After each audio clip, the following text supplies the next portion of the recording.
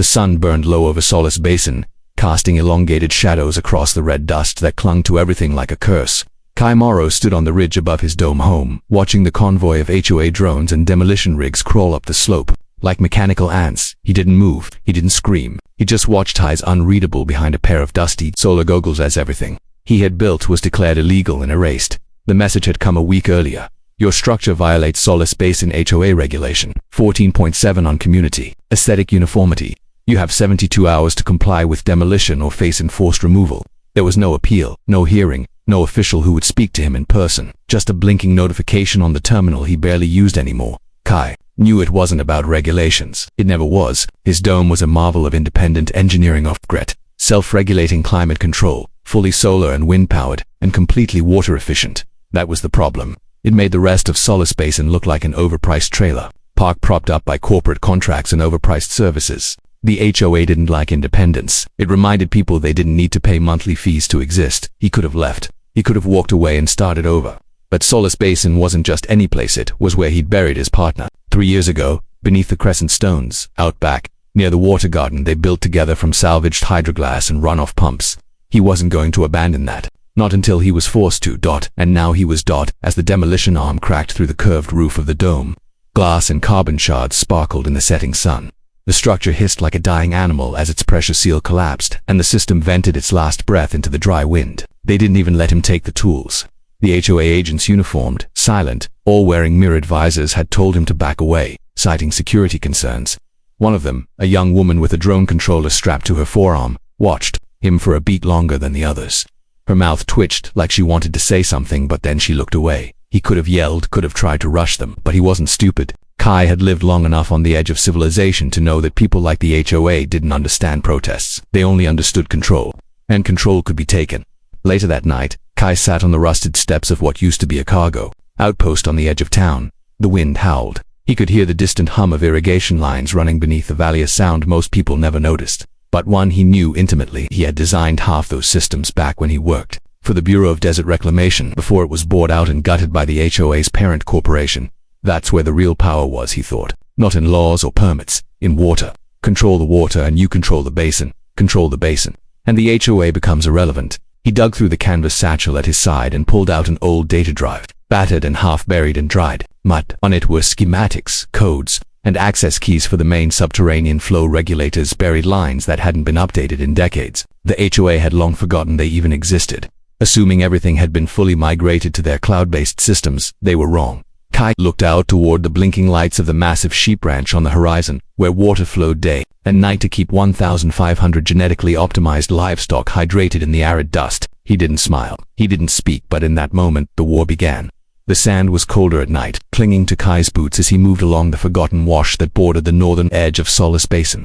Most of the town's residents stayed within the HOA zones, locked behind automated gates and passive surveillance fields. Out here, where the desert crept back in through cracks in old infrastructure, no one looked. And that's exactly why Kai had come. The old flow grid had once been the pride of the reclamation project. Back before Solace Basin turned into a privatized, agrarian sprawl, this land had been a government-run experiment in desert rehydration. Massive cisterns, moisture reclamators, and gravity-fed tunnels had transformed arid waste into arable land. But when the corporations came in under the disguise of local governance, they built new flashy systems above ground, integrated with smart sensors and encrypted telemetry. They never bothered to dismantle the old lines. It was cheaper to abandon them. Kai knelt near a tangle of brittle sagebrush and pulled aside a metal grate buried beneath layers of sand. The air beneath it smelled of rust and damp earth, a rare scent in the basin. He crawled down slowly, shoulders brushing against stone reinforced with poly. His headlamp flicked on, casting sharp white light across corroded support beams and thick bundles of pipe that hadn't been touched in years. He reached a terminal junction, an ancient valve interface still powered by a microthermal trickle. Charge's fingers worked from memory, prying off the control panel cover and exposing a tangle of old-world circuitry.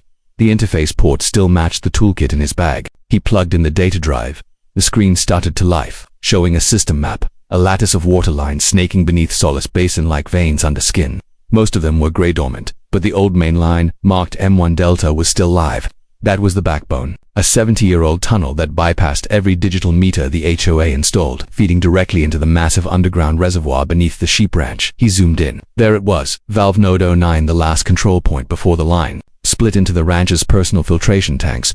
If he could take that node, he could control the entire water flow to the livestock systems. The trick was doing it without tripping the archaic alarms, still woven into the old framework traps set long ago. Not by the HOA but by paranoid engineers like himself who distrusted corporate hands. Kai reached into his satchel again and pulled that a field-sated override unit. He'd built it over the last 3 nights in silence, tucked beneath a broken wind turbine near the township border. It was a bypass, tool smart enough to fool the analog sensors, dumb enough to not register on any cloud diagnostics. He hooked it in, watched the screen flicker, and waited. No alarm, no flag, just a soft beep and a green light. Node 09 was now under his control. A thin smile passed across his face. He didn't feel victorious, just ready. The old pipelines weren't as efficient as the HOA systems, but they were resilient and invisible. No HOA sensor suite would ever check these lines. They were ghosts. Kai uploaded a custom script to the node's firmware, a time-delayed shutoff with an internal lockout protocol. Once activated, no one would be able to access the node remotely or locally unless they knew the exact command string. And that string lived only in Kai's mind. He crawled back out into the night, sealing the grate behind him with sand and sage. The moon hung low, casting silver over the desert plain. In the distance, the glow of the ranch shimmered like a false oasis. Kai walked toward the darkness. The water was still flowing. The sheep were still drinking, but not for long. The first signs came at dawn. Inside the control center of the sheep ranch, a low-priority alert blinked silently on the status board. Water flow variance, Zone 3 investigate. The night tech, half asleep and nursing a bulb of synth caffeine, dismissed it without a second glance. Glitches weren't unusual. The old systems beneath the ranch were held together by retrofit firmware and bureaucracy. There was always noise in the data, but by mid-morning, the sheep were restless. Automated feeding gates failed to dispense water. Temperature-regulated hydration troughs read as full, yet the liquid levels stayed at 0. In the first paddock, a cluster of ewes bleated with confusion, nudging their dry troughs and pacing in the rising heat. Ranch workers assumed a valve, hiccup or a clogged intake. They radioed maintenance. Nobody panicked, not yet. By noon, the situation turned. Troughs across all paddocks were dry. The backup filtration units tapped into the HOA's newer grid-registered flow, but nothing made it to the animals. Technicians toggled failover protocols, but the valves refused to respond. Commands were issued, pipes pinged, pumps hummed, uselessly. The control board grew a forest of red alerts. That was when panic took root. Marla Voss, chairwoman of the Solace Basin HOA and acting administrator of the Vallon Ridge Ranch, arrived by shuttle in a blaze of frustration. She strode into the control center, demanding answers. The system admin pointed helplessly at the terminal. It's not a software fault. The input reads stable. Flow data shows upstream pressure dropped to 0 just after 4:30 a.m. Then, get a crew out there, Marla snapped. Manually override the intake valves. They've tried. There's no access. It's like the entire junction was ... erased. We can't even trace the node anymore. Erased nodes don't just disappear. Yes, ma'am, but this one did. Marla stared at the board, jaw tight. She'd seen a lot of sabotage attempts. Over the years, environmental activists, disgruntled ex-employees, even the occasional data anarchist trying to make a statement. But this felt different. It wasn't loud, it wasn't public, it was surgical. In the lower paddocks, the sheep were already beginning to collapse. Without hydration, their core temps were spiking. Livestock drones hovered overhead, trying to nudge them toward shade, but it was too late for some. Genetic optimization had made them ideal for desert conditions, but only if water was constant. By dusk, over 200 sheep were dead. Marla stood at the edge of the fence line, watching the cleanup crews work under halogen floodlights. Somewhere deep beneath her feet, the old aquifer lines sat dry and dormant, cut off without warning. No digital fingerprint, no breach protocol, no clear point of failure. Only one clue remained. Earlier that day, a technician found a strange readout on the old diagnostics board tucked in a maintenance room no one had entered in years. The screen blinked with a single line of green text on a black background. The homeowner's ghost says hello. The words repeated every 60 seconds. Marla didn't understand what it meant, but something about it crawled under her skin. She ordered the message scrubbed and the console decommissioned, but word had already spread. Workers whispered. People remembered. Years ago, before Solace Basin was privatized, there'd been a whistleblower engineer who warned the HOA about building on top of a brittle, aging infrastructure. Someone they'd silenced, someone whose home had been demolished. Just last week, now the name was coming back. Kai Morrow. Marla walked back to her shuttle, her mind racing. This wasn't just a protest. This was calculated, precise and personal. Her ranch, her reputation, and her control were evaporating faster than the last drops of water in the basin. She turned once, gazing back at the ranch. The sheep were still dying, and Kai hadn't even spoken a word. 2 days later, A federal reclamation team arrived in Solace Basin, their arrival marked by the distant hum of repulsor transports and a trail of dust spiraling up from the dry horizon. They wore the insignia of the Southwestern Infrastructure Recovery Corps (SIRC), a rarely deployed, high-level task force meant for water crises and ecological sabotage. Their uniforms were clean.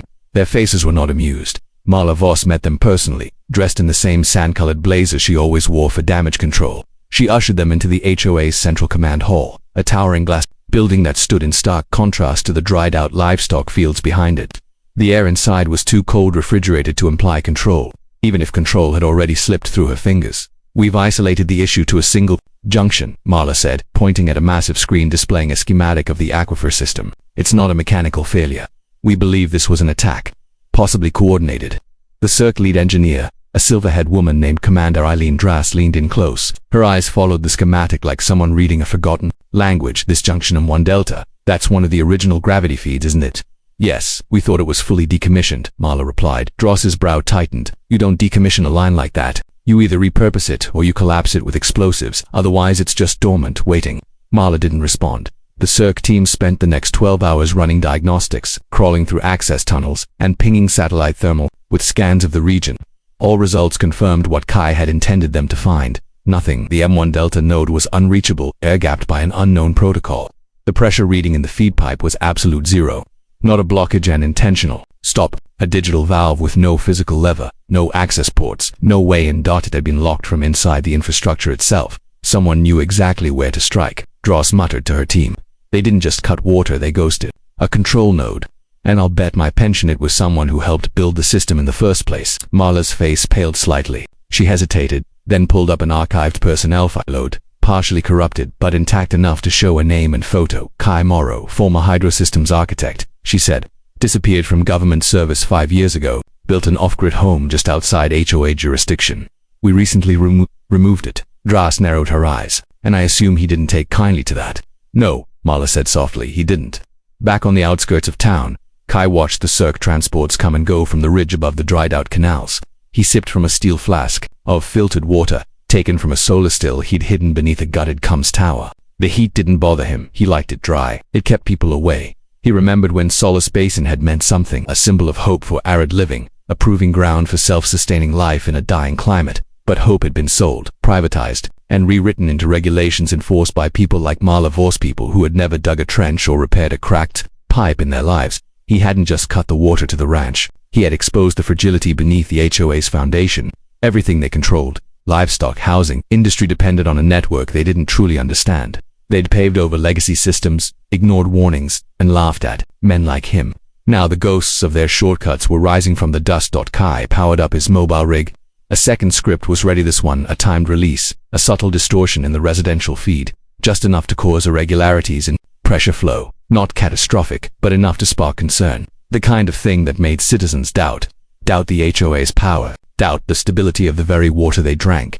He didn't need to say anything, the silence was speaking for him. The town was unraveling. 3 days had passed since the SIRC declared the water node inaccessible. Emergency water trucks rolled in from neighboring sectors, but they were late, limited, and unwelcome.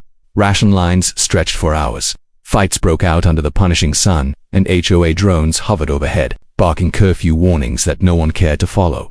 Solace Basin was built on the illusion of control, a 2-minute irrigation, self-cleaning walkways, even ambient air filtration, but without water. That illusion fractured. Dust crept into the streets, lawns withered into brittle husks.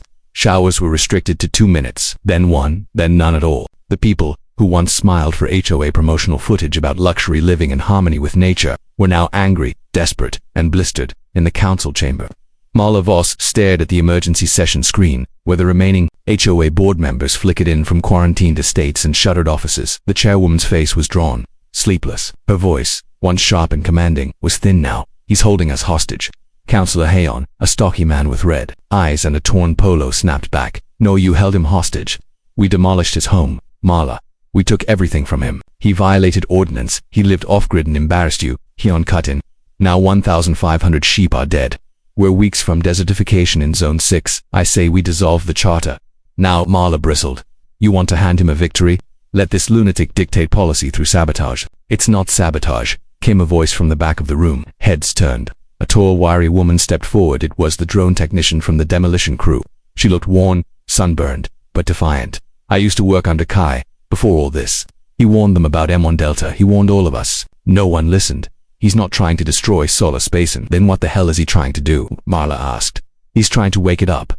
Outside, a crowd had gathered, not angry, not rioting, just watching, waiting. Word had spread fast about the homeowner's ghost. People whispered the name with something like awe, something like guilt. Some even saw him not directly, but from a distance. A figure near the ruins of his dome, a shadow in the infrastructure tunnels, a myth with dirt on his hands and vengeance in his bones. Then the message appeared. Every terminal in Solace Basin flickered at once: screens, billboards, smart walls, even children's tablets. To the board of the Solace Basin HOA. I've rerouted the water. It still flows, but not for you. You may resign, dissolve the HOA, and release the town from your rule, or watch the basin turn to dust. The decision is yours. The homeowner's ghost silence fell. People read the message, then read it again. In a quiet corner of the Commons Hall, Councillor Hune stood and faced the others. Let's vote. The tally was swift. 6-1 in favor of dissolution. Marla was the lone holdout, but her voice was lost in the roar of celebration rising from the streets. It started with clapping, then chants, free the basin, then tears. People hugged. Drones were pulled from the sky and deactivated. HOA logos were torn down, replaced by handwritten signs. Water belongs to all. Later that evening, near the old crescent stones behind his ruined dome, Kai watched from the ridge. His mobile rig blinked quietly beside him. A second feed opened, this one from the new water relay he'd activated in the east. Untapped flow, gravity-fed, completely separate from the HOA grid. It had been waiting, dormant, like everything else. The people would find it, follow it, use it. He didn't need recognition, didn't want it. He just needed them to be free.